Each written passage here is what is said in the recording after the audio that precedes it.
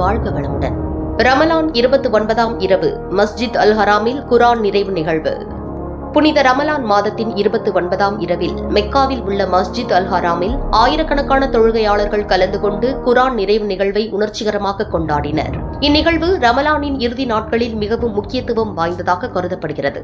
இந்த இரவில் ஆயிரக்கணக்கானோர் கண்ணீர் மல்க பிரார்த்தனை செய்து அல்லாஹ்வின் அருளையும் மன்னிப்பையும் வேண்டினர். மஸ்ஜித் அல் ஹராம் முழுவதும் ஆன்மீக நிகழ்ச்சியால் நிறைந்திருந்தது. உலகின் பல பகுதிகளில் இருந்து வந்திருந்த யாத்ரீகர்கள் இந்த புனித தருணத்தில் கலந்து கொண்டு தங்கள் இறைப்பணியை நிறைவேற்றினர். இன்றைய வர்த்தக செய்தி. சவுதி ரியாலுக்கு நிகரான இந்திய ரூபாயின் ஆன்லைன் மதிப்பு $24.83. ஸ்ரீலங்கா ரூபாயின் ஆன்லைன் மதிப்பு $83.15. அமெரிக்க டாலருக்கு நிகரான இந்திய ரூபாயின் மதிப்பு $93.14. அதுபோல் இலங்கை ரூபாயின் மதிப்பு $311.84.